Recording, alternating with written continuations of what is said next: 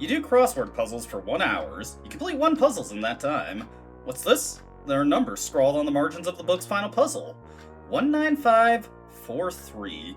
That is our crossword code for this playthrough, so be sure to write it down because you will be quizzed on it later. You wonder what these are? A phone number maybe? And welcome back to Let's Play Look Outside. Just doing a quick throwaway on our current active file in order to get our crossword code. As of the most current build of the game, your crossword code is generated on playthrough beginning, not when you complete the crossword book, so you can just, dedicate a throwaway amount of time to completing the crossword book, get your code, write it down like I have done here, and then just reload before doing all the crosswords. Now, that isn't strictly necessary to do. There is enough time to fit that into a normal playthrough, even moving at the pace I'm going, because you can actually play crosswords during the late night. You can't play video games during late night, but Sam will commit to his crossies during the dead of night in order to, pass the time instead of sleeping. So you could fit in crosswords while still on a time crunch, if you so desire. I don't desire, so we're just gonna cheat it. Now let's move on to something else that's going to require me to load an old file. Not strictly necessarily, but just to demonstrate something.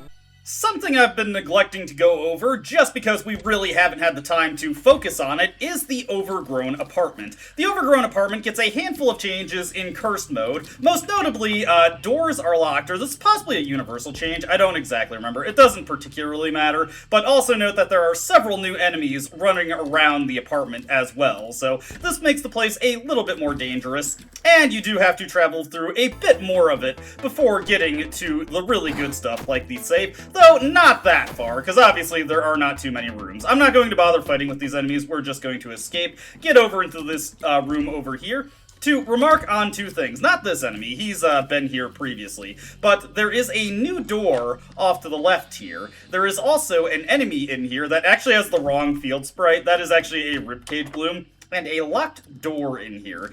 It cannot be opened with a small key, and we cannot find the key for it unless we have a certain party member, well, in our party, or rather, recruited in general. But the real reason I want to come here is because of this guy, a new NPC located in the Overgrown Apartment, Marvin. Hey, hello, I'm Marvin. I've been looking for food and stumbled upon this place. Wonder who it belongs to. It must have been some kind of plant freak. You know, I didn't like this place at first. I hate to say it, it's growing on me. I might have to put down roots here. I just need to rest a while before I go. Marvin, it looks like you got a little something on your shoulder here. Marvin's sprite gradually changes as the days pass, and his little growth, shall we say there, does become a bit more noticeable. I just want to show him in an earlier stage of growth. The end result of his little quest line, or interactions, is available regardless of if you talk to him early on, or if you just visit him after the critical point has already passed. I just want to show what he looks like early on, and just get a chance to mention this place before it gets too deep into the run. Anyway, just playing with Fievel real quick, and Joel once again approaches him clutching his teddy bear. Now, I believe we've seen this interaction before. It's mine, but you can play with him too.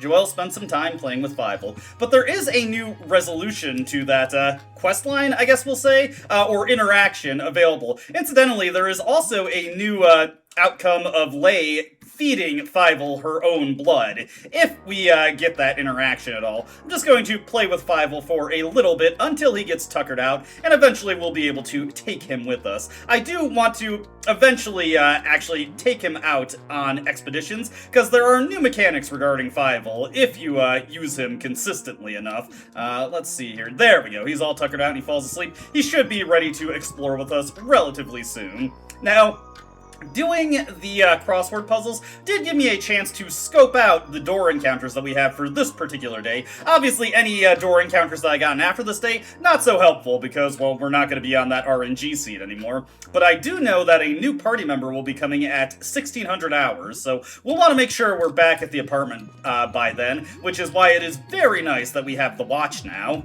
Back into the Landlord dungeon, make sure you have everybody that can use weapons equipped with blades, preferably the strongest one you have. By the time we are done with this dungeon, all of our blades are probably going to be either slightly busted up or completely broken, but that is just a necessary evil, because on Cursed mode, not only are the enemies just in general way tougher, but we've got new ones to deal with, the Commando. This guy is an absolute disaster to have to deal with. He will just absolutely mess your day up 6 ways from Sunday, so be prepared for him. He can fire rifle shots, he can fire double attacks for upwards of 40 to 50 damage, so just take commandos as seriously as possible. It is not worth it to mess around with these guys, and it is not worth it to try and set Joel up for devouring enemies on these particular encounters. We're just going to go all out and make sure we get these guys taken care of. He should be softened up enough, yeah, that we can take him out right there. Jumping attack will finish that guy off. Maybe if we're lucky, Joel will devour the hand grenade. He did not, so yeah, but that is just, do not mess around with the commandos. There are some enemies that we can stunt on them a little and, actually give Joel a chance to devour things. Now, there are a couple of notable changes to the Landlord dungeon as of this update, but this is going to mostly be a supercut, just getting to the interesting stuff. There's the Commando doing the quick 2 shots there. I forget if the bayonets were in the previous or the previous videos I made on the 1.5 updates. Hey, I got lucky and got a devour there. I think they were, but it all kind of blends together after a while. I should probably go back and review some of the videos. Moving on to quests we've already seen, as far as I know, the Radio Man is still non-functional as of this update. His quest is not properly implemented. Most of the rest of the quests are working fully as intended now, not that guy. Also, it's important to know, I mentioned previously that the enemies here still give the same amount of, money when you kill them. All monetary rewards in the Landlord dungeon are also, just fully available as before. Let me check this medal out here. Old War Medal. You see Mr. Henderson polish this. Let's take it. A couple characters will actually comment on stealing the medal. Audrey and Papano specifically will call you out for taking it. Note that any enemy that is just singular, like the Man-at-Arms or the Gatling Soldier, I will actually set them up with DOTs and attempt to have Joel devour them, because I can more easily manage their damage since, well, there's only one of them. One thing to note is that we will probably need to make pretty regular trips back to the apartment to cook up meals to restore HP and stamina, because we are going to be burning through a lot of it going through this place again. Actually, I'm going to make a purchase to give myself a little bit of help in the Landlord dungeon. We are going to buy the energy drinks from Eugene. I could also complete Audrey's request in order to get 6 energy drinks, but, well, that takes up a little bit of time that I don't feel like spending right now. Laziness. And also, that is not exactly a free thing to get anymore, for reasons we'll go over. With an adequate amount of raiding done, we are ready to make our second payment to Mr. Henderson, $200. Yes, you can come through. So, we have 567 to work with after spending that and getting the energy drinks. His rent payment right here is just a $400 payment, so I could pay that immediately, but let's make an effort to get a little bit of the money now. Heading out into the courtyard area of the Landlord Dungeon, is that what you would call it? We've got another Cursed Mode exclusive enemy here, the Rider. This guy is actually not nearly as threatening as the Commando. He can attack the entire party in a single attack, and he can also inflict burning on you, but he generally does not accomplish nearly as much as the Commando does in terms of raw damage, so I'm not nearly as concerned about taking him down as quickly as possible. There goes one of Dan's cleavers. It's okay, we've got a spare one. Lyle's fire axe is also currently broken at this point. Here we see the burning rubber hitting multiple party members there. I'm going to have just Sam do a deep cut himself. I'm actually going to have Joel just teeth up there. And the reason I'm not bothering having Dan do any healing in this encounter is because we are actually just about to return to the apartment, because we've got something coming up at 1600 hours that I want to make sure that I'm there for, but I just want to show this guy off. Much less threatening than Commando. You can totally set this guy up for being devoured, like so. Much less of a resource investment to do so, and also less of a reward. But hey, he can potentially drop gasoline, which is very nice, because I would like to make more fire bombs. Back to the apartment we go. While making my way back, I'm going to pop the coin collection to get a bunch of coins. This will eventually just be used for completing the Audrey quest, but for right now, why don't we clean out the candy machine? Look closely at the candy machine, and you'll notice that just after a few purchases that I make from it, it will just empty very, very rapidly. There are far fewer pieces of candy left in the machine in cursed mode, so you will probably, if you come at it with a good amount of quarters, just clean it out in one trip. Yeah, as you can see, visually it's already empty. It looks like there's still at least a little bit more in there because I didn't get the notification letting me know that it was emptied out, but we didn't even get a single stat boosting candy from that. Doing some crafting here, I just made a firebomb, more for the sake of it since I happened to luck into some gasoline, so why not? Why don't we also cook up a meal here? Always go for those combination meals. Let's go for veggies and pork because that's something I haven't made. Remember, you get a lot more experience from cooking something you haven't made. Something I haven't done, but you can totally do to boost your cooking experience, is to just make stuff like sandwiches and the pizzas, since that still counts as new meals. Okay, Master Papano, why are you so serious about cleaning? Cleaning? No, Joel. There's much more than that. I am the custodian of all mankind, a caretaker of civilization. I steward the things that our forefathers left us, not just floors, but the sinks, the toilets, the walls. I'm a paladin, a crusader against the chaos of time and entropy.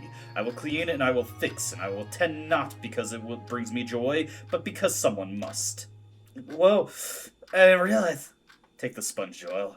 I think you're ready. Papano's indoctrinating the lad. Anyways, there's the knock I was waiting for. Let's just take a look at it.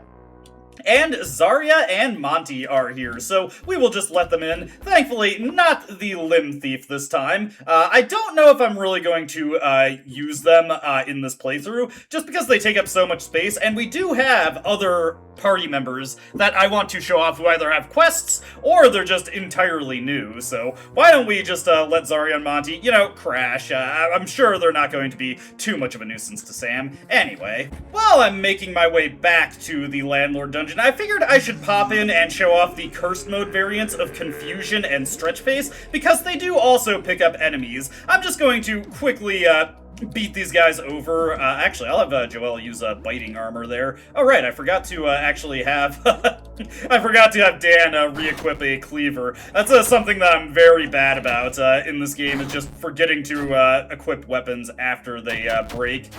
Fortunately, the enemies here are not particularly threatening. Confusion wriggling around is a little bit of an annoyance, but we should be able to manage without too many problems. We just want to focus him down, first and foremost. Our confused party members are unfortunately not going to be of much help in finishing this battle out. Oh man, all the infection is actually really annoying since I don't have anything in the way of disinfectant. Gonna have to use medications on that in order to deal with it. Pretty unlucky start to this fight, all truth be told, but hey, sometimes that kind of thing happens. And yeah, as you can see, these guys are, nice. If you get a counterattack from the biting armor, it does count as devouring the... Oh my god, everybody is infected. Hey, Joel got 2 devours there. Beautiful stuff. Pretty unfortunate encounter. I didn't realize infection could be such a big problem in that battle. There goes a ton of my, Oh, sorry, my mind blanked there. Medications. Anyways, let's go over to Stretch Face. His encounter is, again, isn't overly different. This time he just has a bit of a secondary Stretch Face to go along with him. Since he's in the background there, I'm just going to focus on taking out that one up front. Let's have, Dan just go for the Blind Fury. Once again, I forgot to re-equip his cleaver. Don't worry, I will remember to do that before we get back to the Landlord dungeon. Just, gotta actually take care of these things first and foremost. I'm building up viewers with Dan, okay? It would be nice if I could devour Stretch Face with Joel, because again, and the amount of HP Joel gains from devouring is dependent on how much max HP the enemy he's devouring has. So if you are devouring boss-type characters, you do get very, very good HP from doing so. I suppose I could set up DOTs on this guy and stall the fight out, but Stretch Face and Confusion, again, are way more dangerous than other encounters you can come across relative to when you can meet them at the game, at this point in the game, so not really worth the risk. Just wanted to get that taken care of. Note also, in the previous video, we did placate Spine, and that is going to become relevant, actually, shortly after the Landlord dungeon. With that taken care of, we are just going to make our way out of here and get back to the dungeon in progress. What the hell? Where Where are we? That was actually not a seamless transition there. I did have to cut a bit. When you leave the apartment while it is dark, there is a chance you will be spawned out in that area. But we can't actually do anything with it from where we come out in. If there was an alternate door we could go through, perhaps we could actually explore that weird, looked almost like some kind of meat dimension or something. Keep that in mind for later. Note that I am not going to be fighting the APC quite yet, because I do want to actually get all of Audrey's unique equipment. Not because it's really necessary or I plan to use Audrey this go around, but my completionist tendencies demand that I get everything for her. Heading into the tent, I am going to initiate the Sapper Charge side quest. This hasn't changed too much since the last update. We are capable, once again, of actually creating Sapper Charges this time, and I will want to detonate as many as possible, because the money is actually going to be valuable. 25 per charge is nothing to scoff at, and I can totally give up the explosives. But there is a more notable thing to blow up as of this update, so keep that in mind. Actually, I went through it too quickly, just cutting into something I noticed here. I actually did get a specialty candy when we were clearing out the candy machine, so if you're screaming at me at the comments that I actually did that, I did get one of these. I did notice that, and more importantly, it's something that boosts HP. We are immediately going to slam that into Joel's maw. He just needs that desperately. Let me see here. You know what? I'm actually going to give the rare mint candy to Lyle, because it boosts the strength of his Lyle kicks, and we may end up using him long term, though there will be a time where I'm going to be benching him for a bit. Moving on, it may not be super noticeable, or you probably have a hard time telling, but there is a new tent as of the 2.0 update in the courtyard of the Landlord dungeon. Would it be accurate to refer to this as a courtyard battlefield? Regardless, there is a new tent, a medical tent. Now, we are absolutely going to see somebody die in this encounter on our end. Looks like the shipment of spare parts arrived. Surgeon uses adrenaline and gets a surge? Alright, let's get to work. We have a lot of limbs to amputate. I hope you're not too squeamish. Like I said, someone is absolutely going to die in this encounter, not because of the guys flanking the surgeon. These guys are actually not all that threatening or particularly threatening.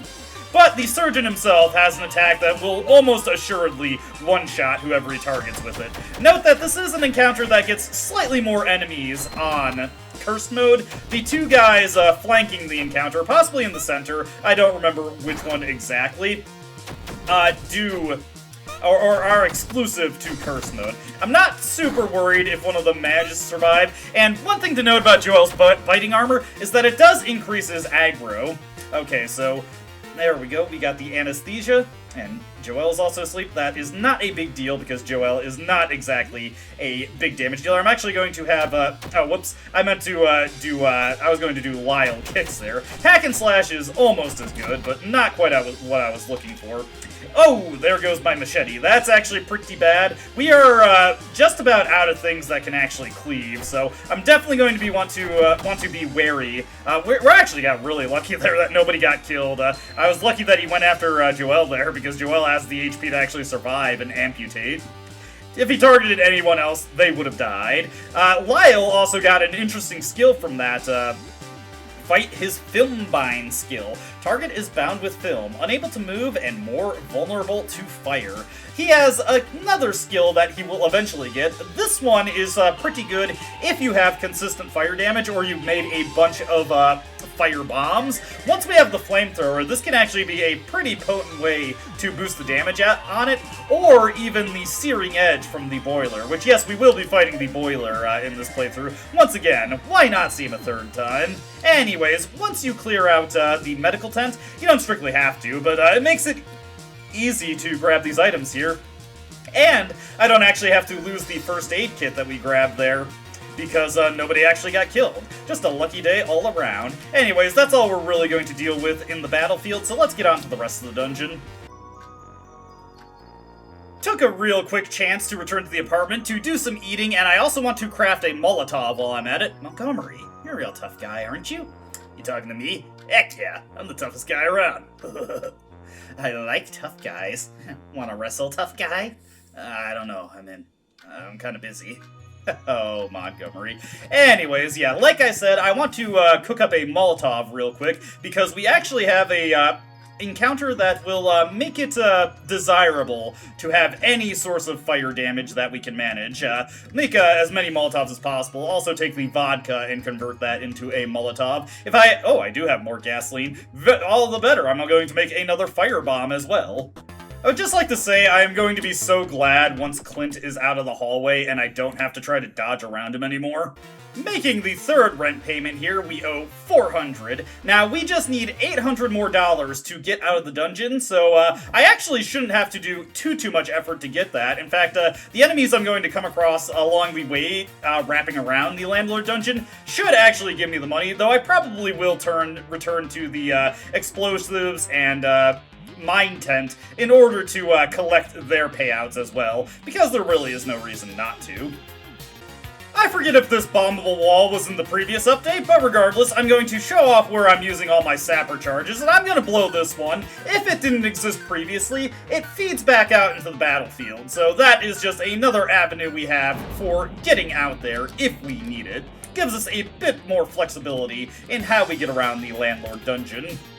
Moving into the bedroom, if you remember, going down this way leads us to a room with a video game for us. I think it was Wake the Blood Knight that we find here. We're obviously going to grab that, but there is a very particular reason that I'm cutting in here. One thing you'll notice is that as you get deeper into this section of the Landlord dungeon, suddenly we get a reprieve from the music, which honestly I'm thankful for. I'm getting kind of sick of that song. Wraith Trash! I said what I said. Okay, it was Wraith Scourge that we get here. Dan, not a fan. But, if you're like me, your significance sense is probably tingling pretty hard right now, and you might think there's something else hidden in this room. And if you were to observe this wall up here, you'd find that your intuition is keen indeed. Something about this wall seems off. Use a sapper charge? I can definitely hear that speech in the background. We will set our bomb. I noticed some music kicked in also when we examined that wall. Alright. The way forward is blown. What could possibly be awaiting us in here? It's getting late. Should probably go back home and sleep. It's now night. Well, the darkness was supposed to prevent us from getting a little preview of what awaits us in here. A nightmare enemy. Writhing Shade, to be specific. We are going to hit this guy with every single DOT effect we have. We are also going to use our fire-based items on him. Nightmare-type enemies are weak to the light, and fire, well, that counts quite well as light. We're also going to have Dan do a freak-out to attempt to stun him. That'll prevent Dan from using other skills for the time being, but that is not a big deal. And we will have Lyle go to set up the bleed. Alright, that's actually pretty good luck. Now, like a lot of enemies in this game that you can stun, a lot of them are able to act independently, and that is actually a beautiful starting turn. Okay, yeah, there you go, you see he's acting independent of the stun. But as you saw, the pain damage there was 101, he has over 1,000 hit points, so we really want to get those DOT effects set on this guy. We are next going to hit him with a firebomb. We're going to have Joel just teeth up so he can deal more damage. I'm actually going to have oh, he can't calm down because he is panicked. That's okay. We will just have I don't need to throw another firebomb at him. One firebomb should be enough. I'm more so doing it for the flame effect, as that should get a pretty significant DOT onto him. If we get the acid as well, yes we did. Now we can just have Joel attempt to eat him. Because he has so much HP, this will actually be a pretty significant amount of hit points for Joel if he can succeed in the Devour, and he should. He shouldn't have any HP left. This guy can actually be very, very dangerous if you are not prepared for him. I'm actually going to have Dan calm down after this battle, so he can use his healing skills to bring Lyle back up. He's got a lot of viewers now. We get 300 experience, whole bunch of HP for Joel for doing that, a black ooze guaranteed for defeating the Writhing Shade, and beyond him, an old photograph of a child. Could it be Mr. Henderson? Well, let's take it. Get the old photograph. Obviously, a photograph is one of the things that Aster is looking for. We already have the correct photograph, but what if we were to give him this specific photograph? George at age 2. Well, it's gonna be a while before this pays off, but this is our first cursed offering. The cursed offerings are critical for getting one of the new endings that the 2.0 update has added to the game. You need to get all of them, and you need to turn them over to their specific astronomer in order to get the... Well, perhaps I shouldn't say too much, but just note that this ending is also far and away one of the most dangerous endings to go for reasons that will become apparent as soon as we actually do get into it. Oh, also, I'm placing the sapper charge to get the war rifle. I suppose I can also say that the war rifle,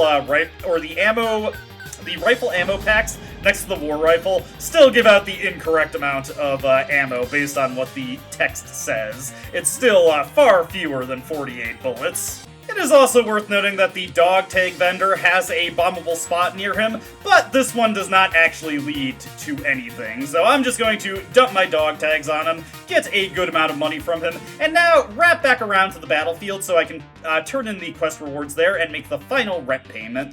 With our sapper charges delivered, we have delivered 3 here, and it was an enthralling experience. We've already gone down this road before, so we're just going to let him, bask in the afterglow of the explosions. Boom! I didn't know Lyle had a reaction to that. Okay, so that was pretty good. There is currently a bug with the sapper charge guy. He will not actually correctly identify the number of packages that you deliver. He seems to be pulling from the sapper charges that you currently have, rather than the ones that you've actually used, but he still pays out the correct amount. We use 3, so $25 per, we get $75. Turning over our mines to the Minesweeper, we should have enough here to get our tame landmine once more. Let's see here, yeah, 15 mines altogether, 150, and Betty has once again been acquired. Hey there, Betty, I'm Joel. So, what would you like to talk about? Nothing, actually. As far as I'm aware, treasure hunting still has not been implemented properly. That is not something you can actually do, so we're not even going to waste our time going into the details of that. With all that taken care of, time for the final rent payment. $800, and this time I actually have it. I didn't accidentally overspend at Eugene's, which that was embarrassing. And we have $240 to spare. Pretty good, actually, pretty good. Even better news to say, that is actually going to be the last of our money troubles for a while. Now I can be a bit more liberal with my spending. Ooh. Had I not already completed the crossword puzzle and gotten my code, getting Auntie Wilhelmina's crossword challenge here is actually pretty nice, because if you complete that video game, you do actually get bonus speed to completing crossword puzzles, making it a little easier to work into a run organically, rather than cheating out the code like I did. We're also going to take the opportunity to return to the apartment and actually rest up and sleep. Also probably cook a meal just for a little bit more healing, since that's, we're actually moving at a pretty appreciable speed. We're still on day 4, technically, and if you remember, like I said, it looks like the taxidermist department has already opened, and what the... We're gonna save that for a little bit later, but that is probably worth our time to check out in the morning. But, like I was saying, it actually does not benefit us to get to the parking garage before day 5, so we don't really have to explore anymore tonight. Hey, Sam! Say hello to the stream, eh? Hi, chat. Oh, yeah, he did it, chat! You owe me 1,000 tokens, fart boss 1776.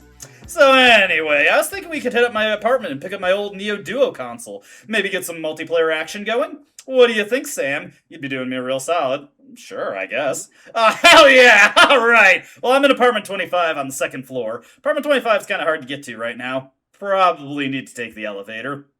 You can tell that she's around. That is Spine, of course. And yes, we have gotten access to Dan's character quest. In order to do Dan's quest, he simply needs to be at level 7, and you have to have the basement key. Once both of those requirements have been fulfilled, then you will be able to begin his quest. Let's save with Sybil right here. We're also going to have to get set up with our bed on the couch, and then we will be able to continue on. So let me make a save. I'm actually going to use the morning save in a separate spot in case I want to manipulate my door encounters for the next day. We of course have to knock on our door and get our pillow for our couch. Hey, thanks for letting us use the room. We're just gonna make it a little cozier. Here's a pillow. Couch looks comfy enough. I also need to make sure I actually talk to the plant. Okay, yes. Alright, let's move on. As you drift off, you feel sharp, bony fingers wend through your hair, tickling your scalp. We've already seen this encounter with Spine. Momentarily startled. After a brief pause, they continue combing, and after a few minutes, it stops. Okay, feel around your scalp.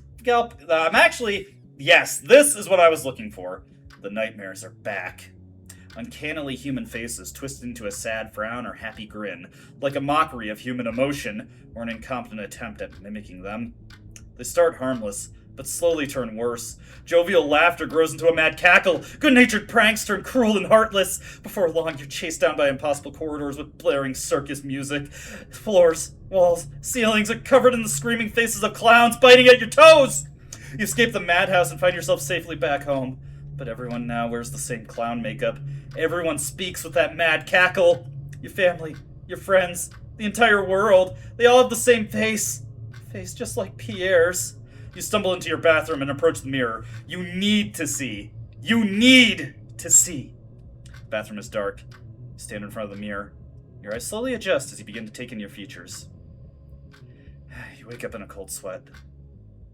For a moment, you think you see the pale makeup of a clown in the darkness of your room. Your heart skips a beat. No. Just trickle the light on some clothes. Try to go back to sleep, but end up spending the rest of the night wide awake. You're developing bad breath. That was not exactly what I was hoping to get. Whatever. Hey, $12 in ad revenue. And now we can take Fievel with us on excursions. We are not going to do so. Damn, we slept hard there. We've got a few things to hit up in the apartment before we continue on, but we are going to be seeing so many things today. So first order of business, let's read the message from Idiot. The phone is flashing. There's a message from Idiot. Sis, where are you? Something's wrong with Dad. He went out to look for you, but you weren't at your apartment. He's sick and we're getting extremely worried. It was stupid of him to leave, but we haven't heard from you in days. He's not coherent anymore, and his body is changing in ways that should not be medically possible. It's been days, sis. Please send anything. A text, a call. We're sorry about what we said, and we know that we'll always support you. Let us know you're okay. We love you. Should you read a message? Nah. Let's check the door and see what we got here. You freeze for a moment as you approach the door. What if this is that clown? Pierre? Maybe you should stay away from the door. Just yell at them to leave. Don't even bother looking through the eye hole. You don't want to see it. There's something at the door. What should you do? Sam, don't be afraid. See, it's just the nice doctor lady. Let's talk to her. And when I say talk to her, we are just going to immediately jump her and take her stuff. The doctor, or the nurse lady, of course, gives us a scalpel, plus some medical supplies if we take her out. Dan, be sure you get a good angle of this for the stream. Oh, this poor lady. Eaten by Joelle. Just brutal. Feel bad for her, feel bad for her. But I don't feel bad for our supplies. Thank you for your service. It's going to a good cause. Me. That reaction Sam has to the door. Hi, plant. How's the vegetal life treating you? Still giving you the cold shoulder, huh? You'll get over it. Sam, I think you're projecting a little bit. Anyways, water the plant there, and that's all we really needed to take care of, so let me just get rid of the minor stuff to do in the bathroom, and then we'll be on our way. Moving on, as you'd expect, we find the shadow at our apartment doorstep. Oh, it's here. Did it follow you home? A low rumbling gurgle comes from the eerie figure. Glides backward, leaving something behind on the floor. It's gone. The rose. Now, the rose is the thing that we've been waiting for. Makes you feel uneasy, but we're gonna take it. The rose previously was a key item with no function. Oh! Ooh, that's, well, it's a good thing I made a backup save. There is, something I actually want to show off with the apartment, or Joelle's apartment. But unfortunately, on day 5, around noon, we slept late, so, it unfortunately got to that point. It closes. Now, when the 2.0 update first dropped, this was actually permanent. It just stayed closed forever. So everything inside it was forever lost to you. This also meant you could no longer recruit Joelle or talk to Ben if you hadn't done so. I'm glad I remembered to do that on the 4th day before it closed. Yeah, it is just completely it was just completely closed off to you. The addendum update, the 2.01 version, made it so that it will open up after a point. We'll reload save later on to go back into what's or cover what's actually in there, but we're going to head over to Louie's apartment real quick just to see that it looks like he's still hanging in there. Not exactly doing great, but his pieces, as they are, seem to be still walking around. And as the days progress, we will periodically see Louie's parts revive themselves and move around. We want to kill them as they reactivate. I'm actually going to go for a jump attack there just to get a little bit more damage in. Obviously, if I can get an easy kill for Joelle, I am absolutely going to take it. This guy does not have too much HP. I'm going to go for a painful stab here, go for another attempt to devour. Should be enough to get Joelle's HP up. As you can see, his HP is actually getting quite high now, and the more I can boost it, the better. Once he has Teeth Storm, well, you'll see once he has Teeth Storm. Get this devour going. Oh, come on! I'm trying to be efficient here. I spent a lot of time in the Landlord dungeon. The recording is 1 hour and 10 minutes deep right now. A lot of that is probably going to be cut out in post. There we go. We devoured that portion of Louis. And now over here, his upper half is walking around a bit. I'm just going to cut ahead to when this is taken out. There we go. That was a surprisingly effective hit from Joelle there. Note that we still cannot go back into Pierre's apartment, but after we see Sam's nightmare and get his reaction to the door afterwards, there is a chance that we might be able to talk to him once again. But just have to come in due time, and Charlie, looking pretty bad. Developed a kind of rash. It's a little more than a rash now. I'm feeling one side of those holes. There's something wriggling in there. I think there are eggs inside. I don't know what to do. Unfortunately, there's not really much else you can say to help Charlie here. I think I'm doomed. I feel like my life is already over. I feel him crawling inside my head. I'm so scared. Poor Charlie. Poor Charlie. We will be coming back to him later. For right now, let's move on and check out some miscellaneous things, but we do want to make our way into the basement now. Making a pit stop by Eugene's, he is selling more acid flasks. I'm going to haggle for these, and I am going to buy them, as they are going to be incredibly important for something coming up very, very soon. Let me see, can I afford this machete? Yes, I can. All right, we are all set for the upcoming encounter. I'm also going to take this opportunity to actually take the chef's knife out of Lyle's hand, give him the war rifle. Actually, you know what? No, change of plan, I'm going to, it doesn't really matter what I give him, we'll just put the rat tail whip in. Gonna have him stick to Lyle kicks for the upcoming encounter. We're going to give Dan the war rifle. Very important that you have somebody who's able to shoot in the upcoming battle. May as well give him the war medal, so aim shot is also much more likely to crit. And you know what? I'm actually going to take the opportunity to take the training belt and put that on Joelle now, because having that extra HP does have some fringe perks coming up. Anyways, here we are in the basement, and hey, is it just me, or does that corpse look a little different?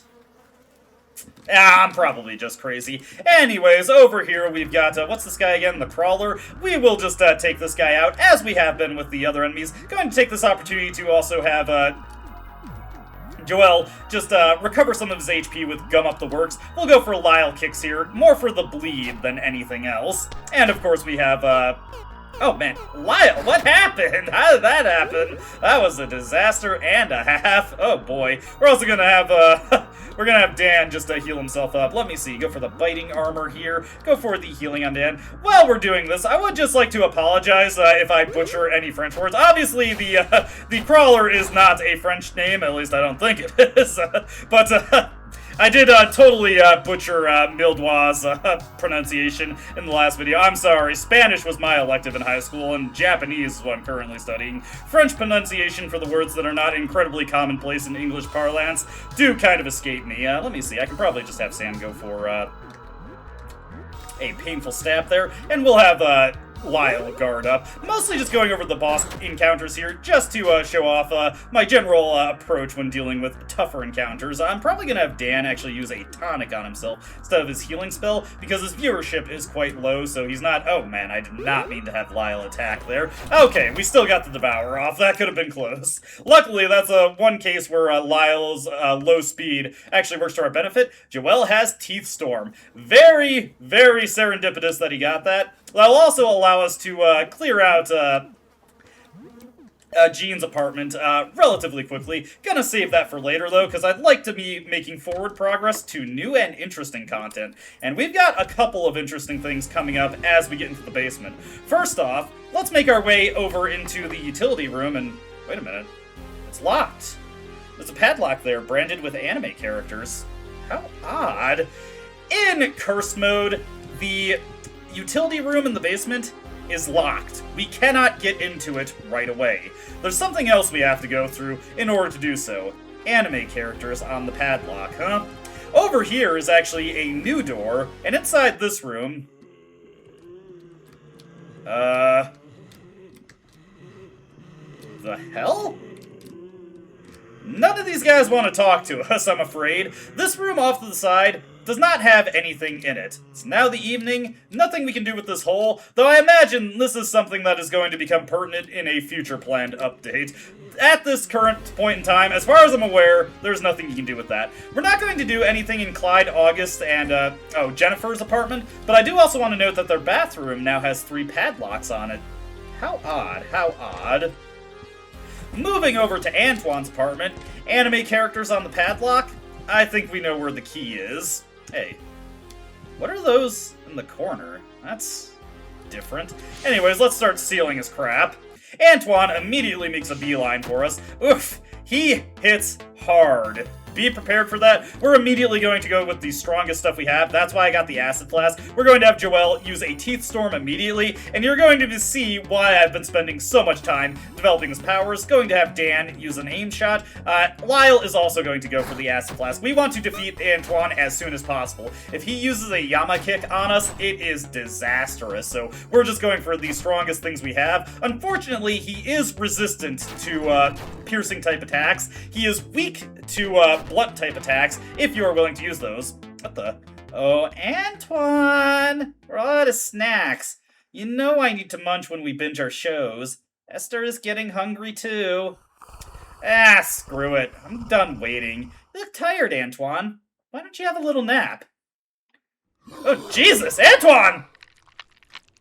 Your new friends look tired too. Noah, looks like our snack problems are solved. We might get through all of Lonely Waitress Apocrypha ZX tonight after all.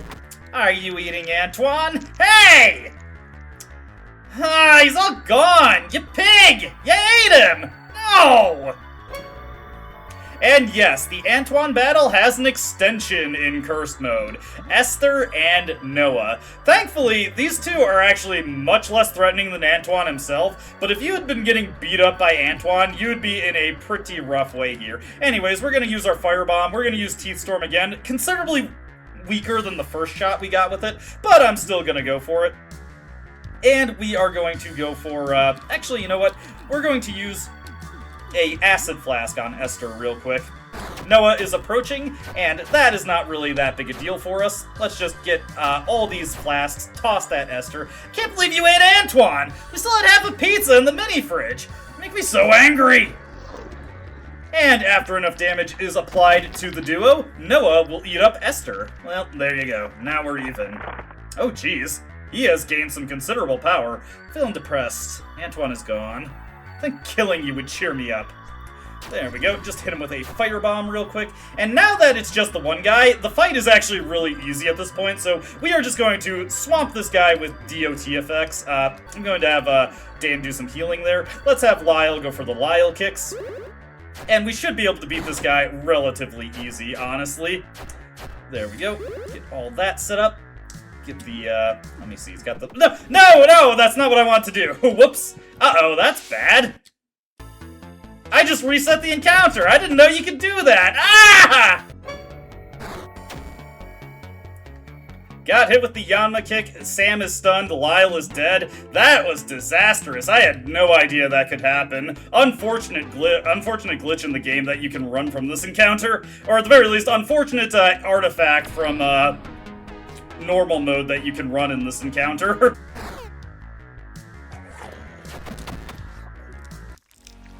Well, that kind of sucked, but I got him. Ah, that was a huge waste of resources, but that's okay. I wasn't really planning on saving those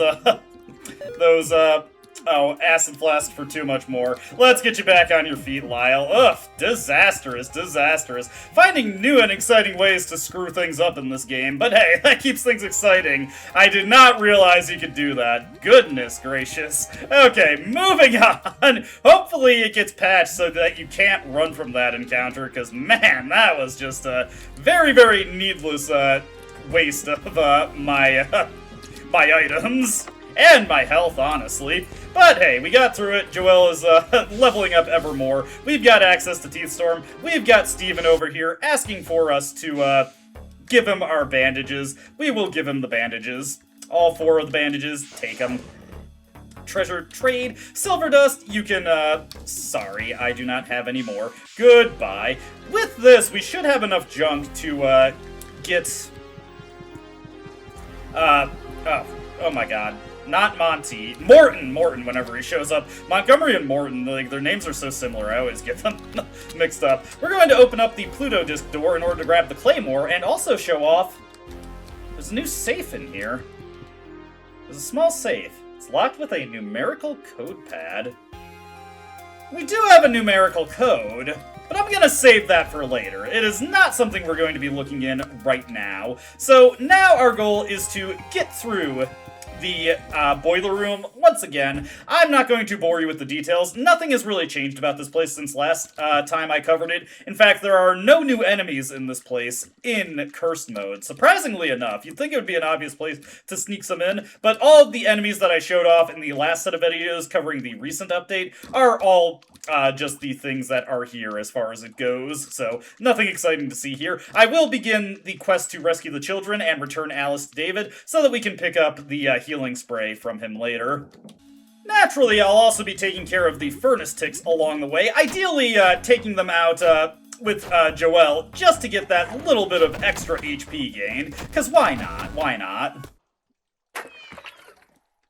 Freeing the Boiler Beast, we want to make sure we absolutely do not get cornered by this guy, because I do not have the resources to take him out. It would just not go well.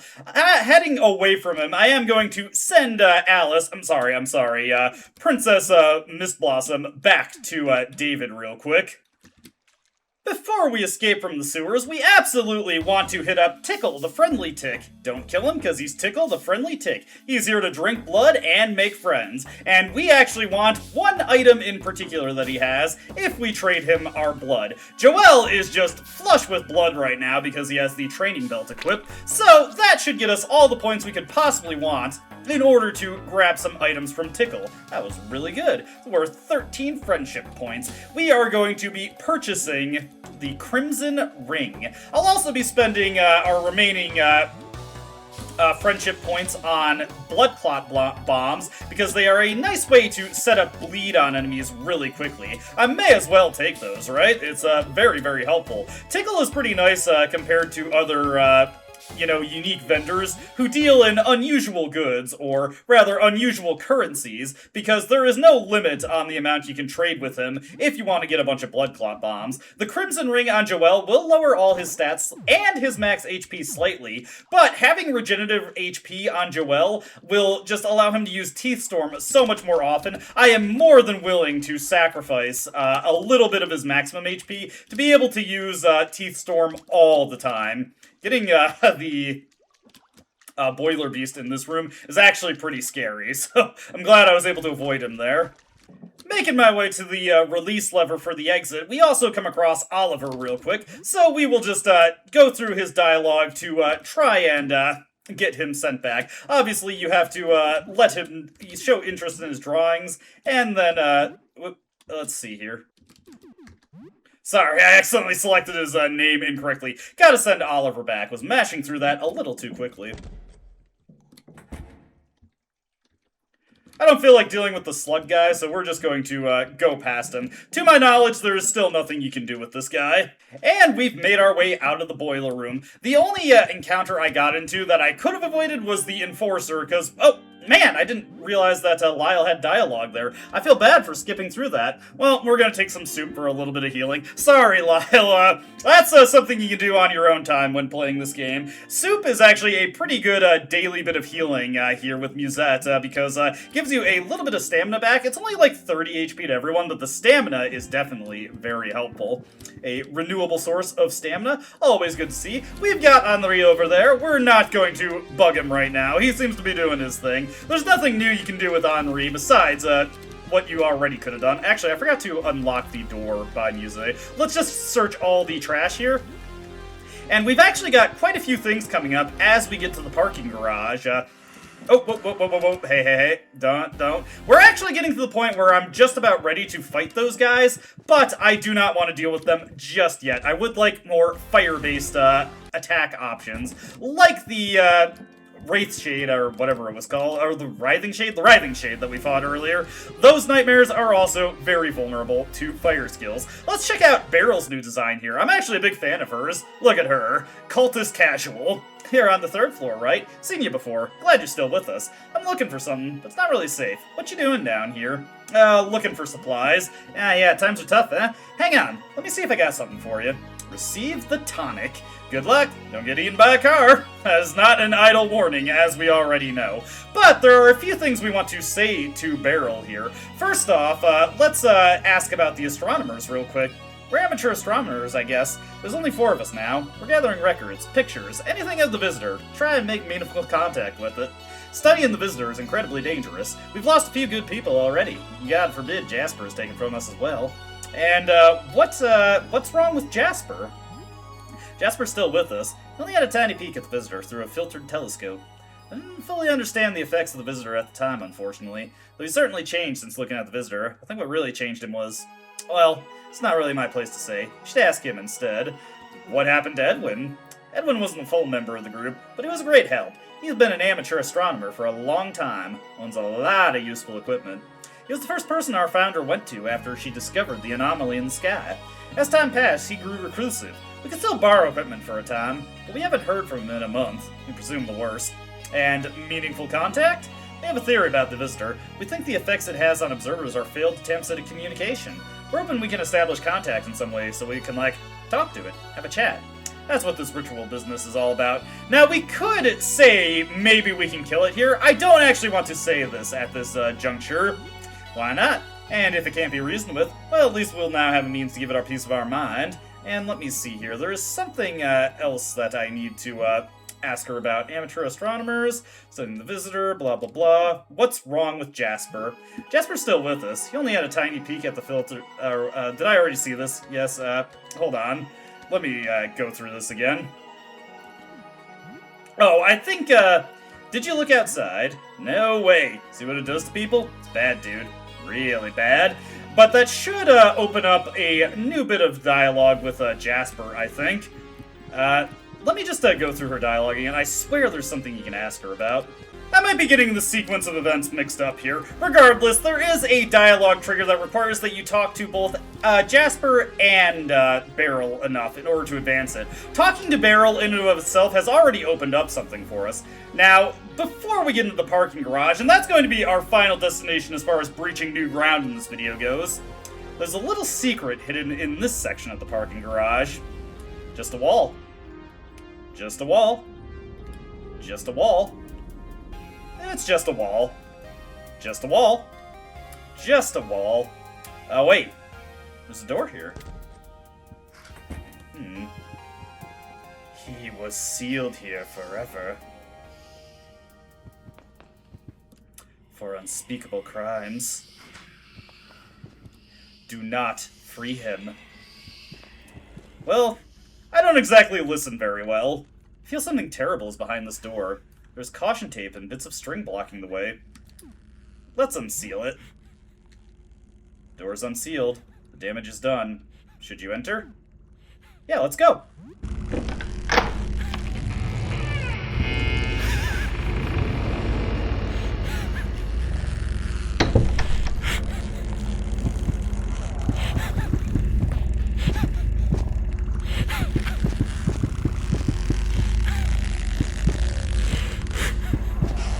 This this is the prisoner. Despite the game's warnings, nothing happens if you unseal his chamber. But you can find a straitjacket in here. The straitjacket is a piece of bodywear that removes your ability to equip weapons, but makes you immune to panic, rage, confusion, charm, and grants the skill Dire Straits. An interesting thing to equip, to say the least, but not something I'm actually going to use.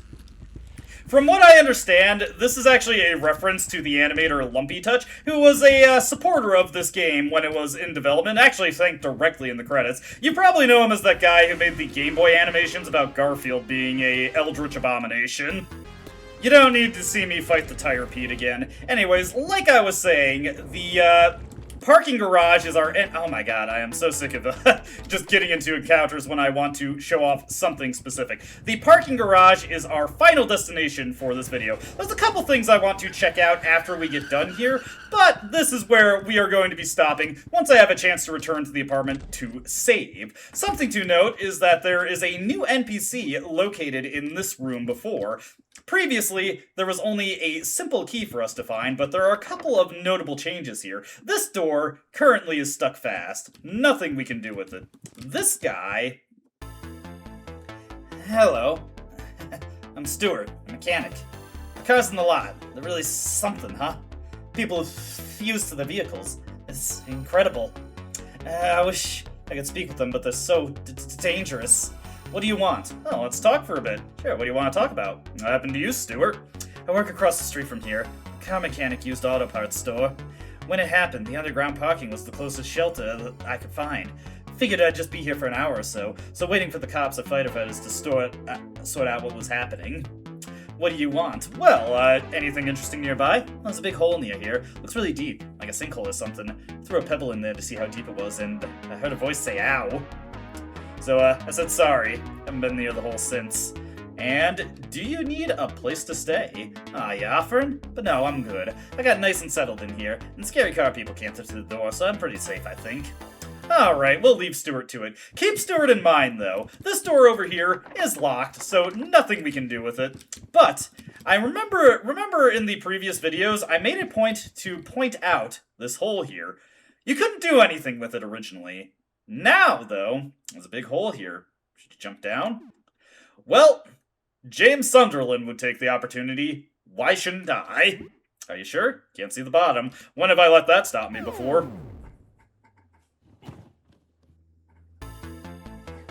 You land on something huge and fleshy.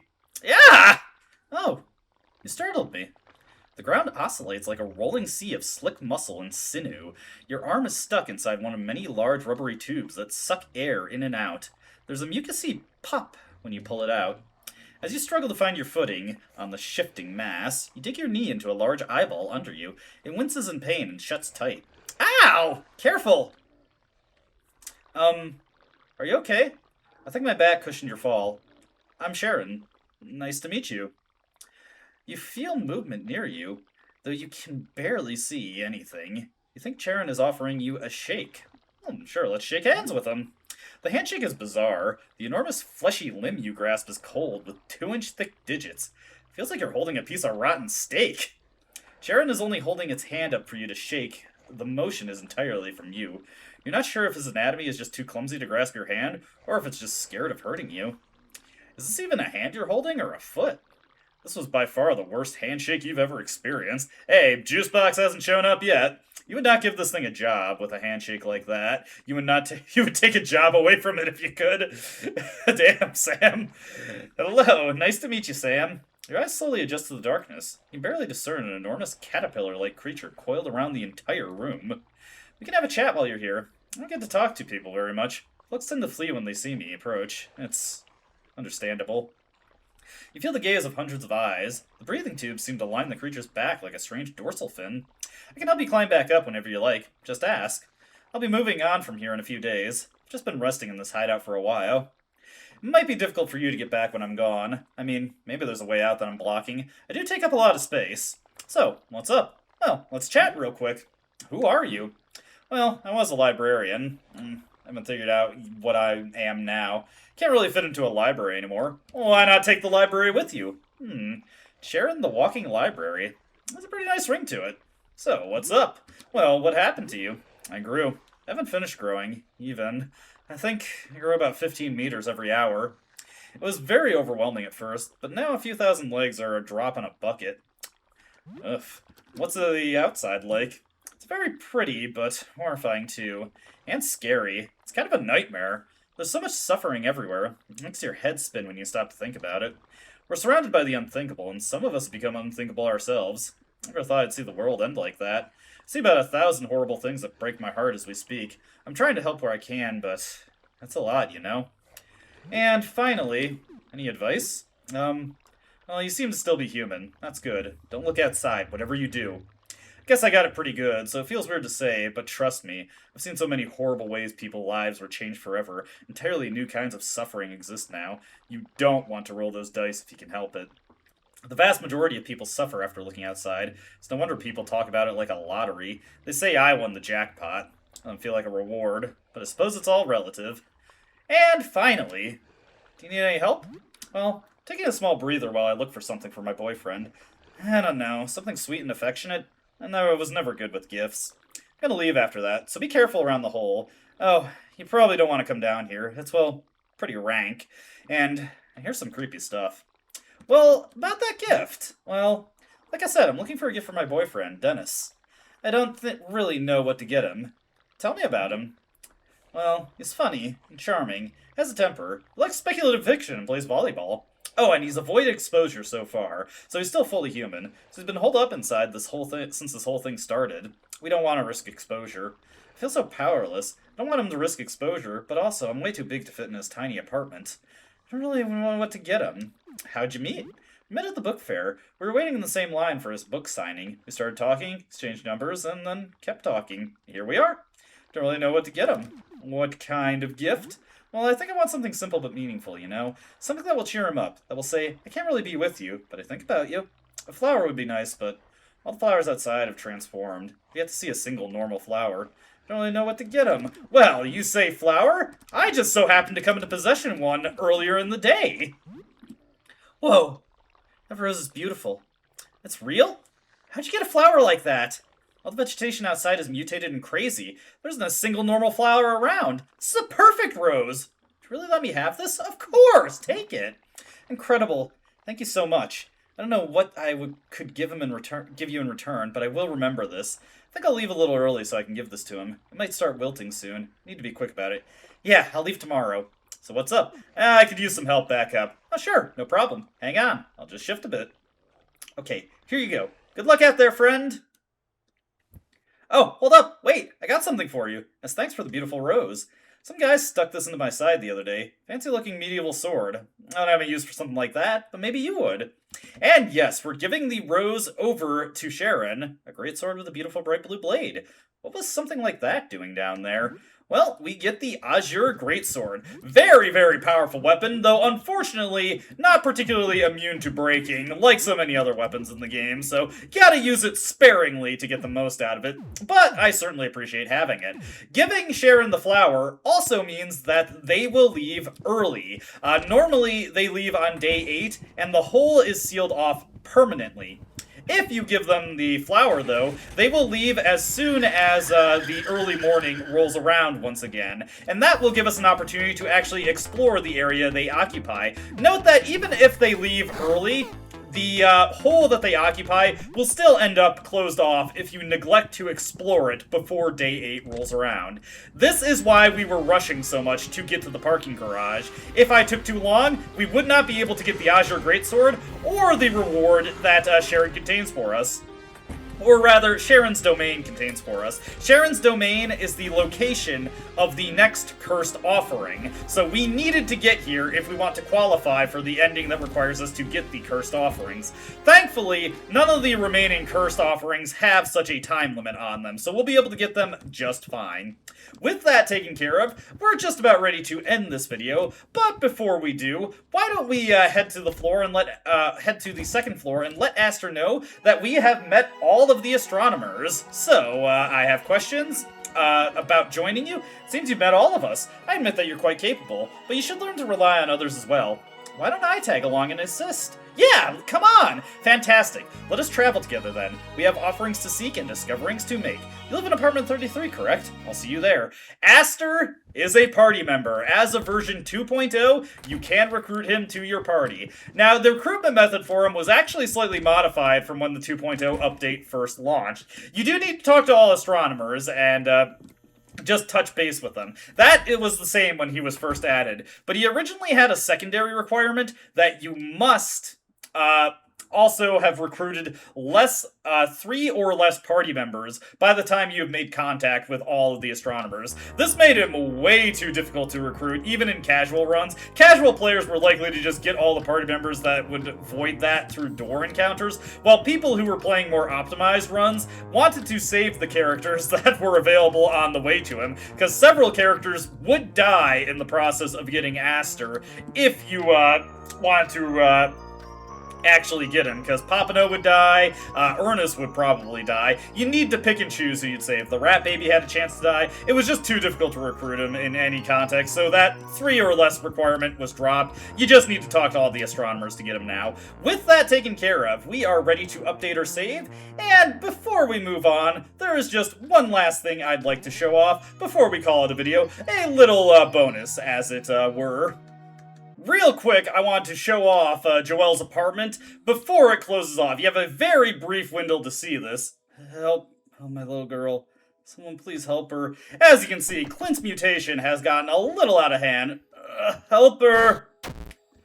And he will he will just have to suffer that, I'm afraid. If we move over to Ben's room over here, we can see that he's gotten a little bit bigger as well. Ben has transformed into something horrible.